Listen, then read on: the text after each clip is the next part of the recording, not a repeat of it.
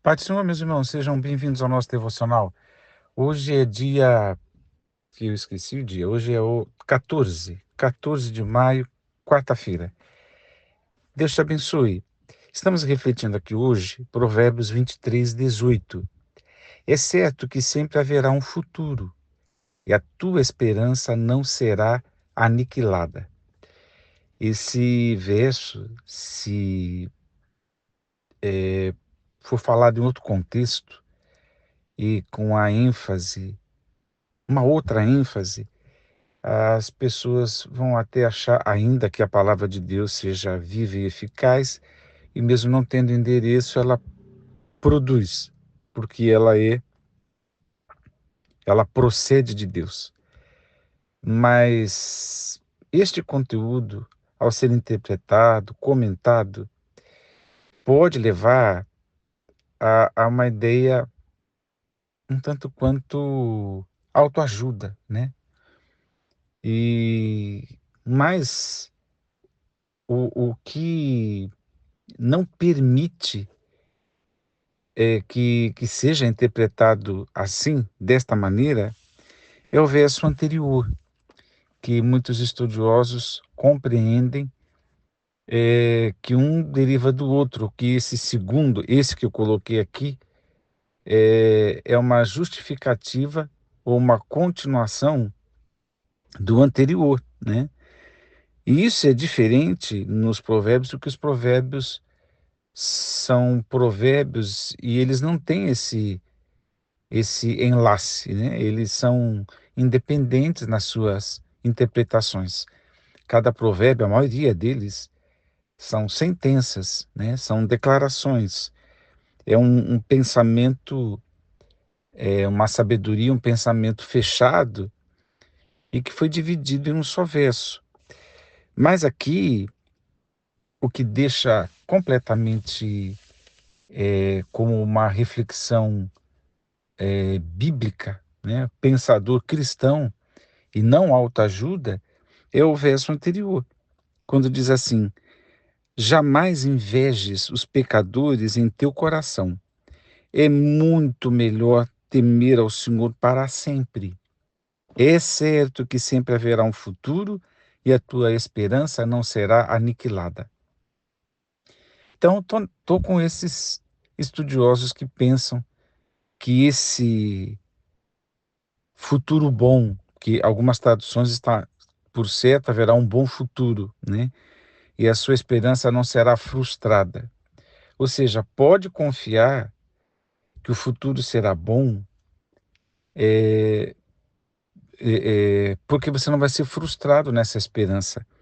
No entanto, segundo essa linha de raciocínio, de interpretação, desde que não inveje os pecadores e tema o Senhor para sempre, em todas as circunstâncias.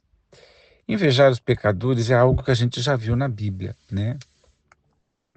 Vocês já leram, os irmãos já sabem da dificuldade, por exemplo, de Asaf, servo do Senhor. E ainda bem que é alguém de tremenda devoção, né? Porque se fosse uma outra personalidade já inclinada ao mal, idólatra, como chamamos hoje, desviado, né? Qualquer coisa assim, então seria mais um erro na lista de alguém que nunca deu exemplo. Mas estamos falando de Asaf, né? E eu me refiro ao Salmo 73, que era um homem dedicado, né? Na questão da música, era professor, enfim, era um servo do Senhor e exemplar. A maneira como ele coloca a questão, a maneira como os cuidados que ele demonstra com aqueles que estão ao seu redor, né? Ele disse que ele se calou, que ele se restringiu para não ofender os filhos, né? Ou seja, ele tinha cuidado, a geração de teus filhos, diz o texto. Ele tinha cuidado de não ferir a consciência do outro. porque o drama, a dúvida era dele. Ele não saiu falando aí. Isso é muito caro para nós percebermos isso, porque é um homem maduro, é um homem que não está descuidado, não, é um homem maduro, né? E o fato dele ter ido orar e compreender, né, a, o equívoco do seu pensamento, né? E ele percebe algo praticamente eh, quase que escatológico, né? Quando ele vê que a destinação dos ímpios é o total fracasso, né? E aí ele percebeu que ele estava perdendo tempo tendo inveja. Invejar os pecadores está aqui praticamente na modalidade do Asaf, no teu coração. Ainda que seja no coração, ainda que, como o bom exemplo do Asaf, eu não fique falando para um e para outro.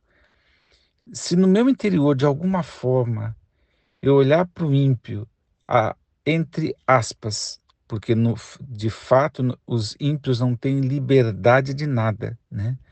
Eu já ouvi de pessoas não crentes, para mim vocês são todos uns escravos, né? Já ouvi isso, né? Porque vocês não podem fazer nada. E na verdade, a palavra de Deus, Jesus disse que aquele que comete pecado é escravo do pecado, né? E nós, quando servimos a Jesus, nós somos escravos da liberdade e vivemos debaixo da lei da liberdade, ou seja, a gente obedece e quer obedecer e sofre quando não obedece, mas a nossa sujeição é uma sujeição preferida, querida. A gente busca essa sujeição. A gente não está como quem apanha para obedecer, né? É diferente.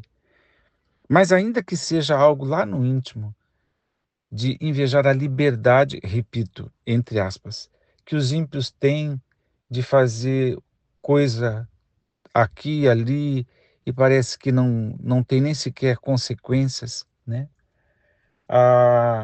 O Asaf, a inveja estava em relação à prosperidade dos ímpios, mas pode ser a liberdade dos ímpios, né? A iliberdade de expressar e falar o que der na cabeça. O crente não é assim. O que passa na nossa cabeça, na maioria das vezes, a gente não fala, porque senão pecaríamos contra o Senhor, né? A, a gente, o ímpio, muitas vezes é dissimulado, né? Ele odeia, mas finge que ama para alcançar um objetivo. Ou ama e finge qualquer outra coisa, ou passa por cima desse afeto, desse amor para alcançar algum objetivo. De forma que o ímpio não é verazmente segundo o seu próprio coração, mas usa de manipulações. Tem, de novo, entre aspas, liberdade para manipular, liberdade para mentir, né? Imagina, um pouquinho de mentira adianta o processo. E assim vão dissimulando, vão mentindo, vão fazendo uma série de coisas e justificando com muita elegância as coisas erradas que se fazem, até em literaturas, que dão voltas, mas no fundo, está justificando o pecado, né? E uma série de outras coisas. Não é para a gente invejar isso. Então, como é que nós temos sido vistos como escravos? Sorte a nossa, melhor para nós, porque se somos estes que fogem do pecado, que não têm liberdade de ações, de pensamentos, de expressões, mas está sempre tentando buscar o padrão que vem do exemplo de Cristo Jesus, né? Você está nessa angústia, de angústia, entre aspas, De fazer a vontade de Deus é uma busca constante, é uma inquietação. De fazer a vontade de Deus o tempo todo. Eu preciso estar dizendo não para mim, sim para Deus, não para mim, sim para Deus o tempo todo, né? Aqui, e isso é o quê? Isso é o temor do Senhor, né? E o sábio está dizendo aqui, é muito melhor temer ao Senhor.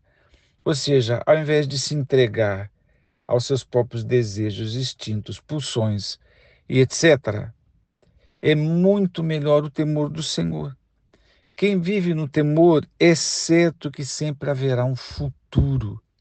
E aqui a gente pode também ser escatológico, mas também pensa num futuro acertado, porque Asaf viu o fim deles, o fim dos ímpios, mas a gente também sabe qual é a nossa destinação e a destinação da impiedade.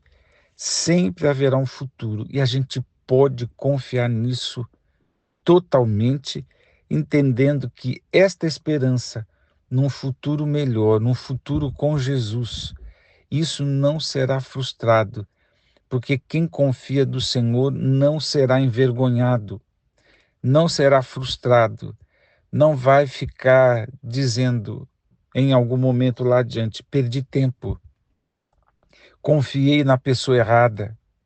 Nunca haverá isso, por quê? Porque o nosso Deus é fiel em toda a sua palavra. Deus te abençoe a entender que quando a gente pensa num futuro melhor e esperançoso, né, é porque a gente está nesta dinâmica de fugir do pecado, não invejar os pecadores, buscar o temor do Senhor, porque melhor é o temor do Senhor para sempre. Se vivemos nessa busca, repito, nessa inquietação, é certo que sempre haverá um futuro, ou haverá um futuro melhor e a nossa esperança não será frustrada ou não será aniquilada. Deus te abençoe a pensar nisso.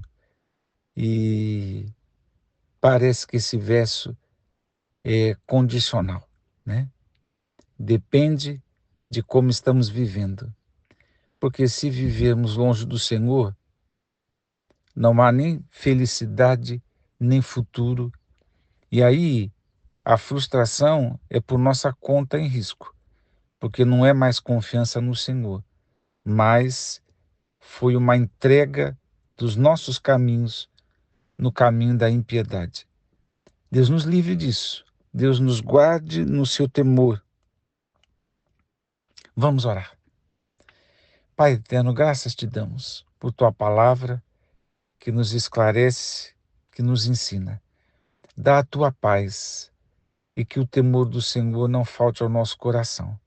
Nos ajude, Senhor. Nos ajude a guerrear, a sermos completamente valentes nesta luta. Eu oro no nome de Jesus. Amém.